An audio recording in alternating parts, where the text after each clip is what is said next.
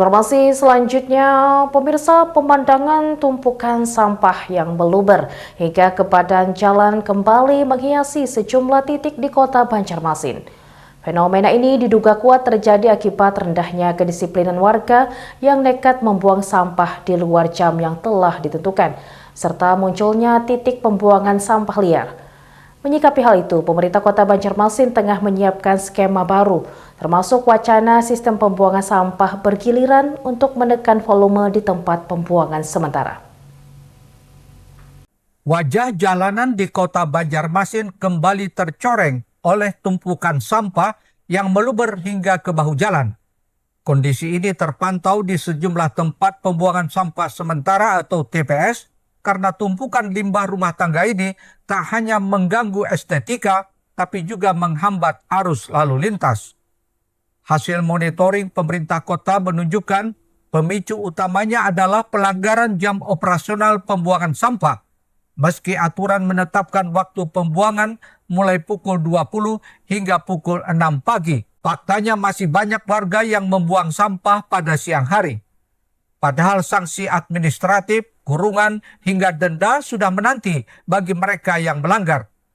Selain kedisiplinan, munculnya TPS liar di titik-titik yang tidak semestinya memperparah kondisi penumpukan yang tidak terkendali ini. Wali Kota Banjarmasin Muhammad Yamin menegaskan, persoalan ini kian kompleks akibat adanya pengurangan kuota sampah dari pemerintah provinsi sebagai solusi jangka pendek. Pemkot juga tengah menggodok skema pembuangan secara bergiliran antar wilayah. Yang pasti terkait masalah penanganan sampah di Kota Banjarmasin ini tentunya juga dampak daripada pengurangan kuota yang diberikan oleh provinsi yang saat ini ya. Nah, kami terus terang berupaya bagaimana teknisnya menata, mengatur sampah ini agar tetap bisa diolah masyarakat di sumbernya masing-masing. Atau dengan teknisnya nanti seperti apa, apakah nanti ada sistem bergantian, masyarakat ini kan harapan kita bisa membuang sampahnya itu tidak harus setiap hari, tapi mereka simpan dulu, bukan disimpan berarti bau ya 1-2 hari, nanti di sini yang diangkut, ini dibuang lagi, ini giliran yang diangkut. Nah, nanti bagian sini kita tahan gitu. Nah, ini mungkin akan kita bicarakan teknisnya seperti apa dengan kepala dinas, tentu juga akan melibatkan camat, lurah, dan Satpol PP untuk menjaga di setiap TPS yang ada. Tentu menunggu kerjasama MOU yang akan diberikan pemerintah pusat atau dari Kementerian Masalah PSL, kita masih nunggu ya prosesnya ya.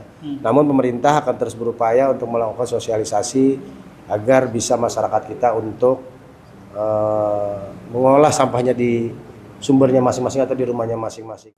Tak hanya soal jadwal, pemerintah juga mendorong gerakan mengolah sampah dari sumbernya atau skala rumah tangga. Langkah ini dinilai sebagai solusi jangka panjang yang paling efektif.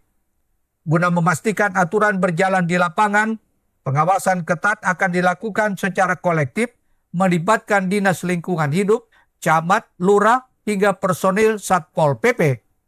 Masyarakat kini diharapkan mulai mengubah pola pikir dan kebiasaan lama demi Banjarmasin yang lebih bersih.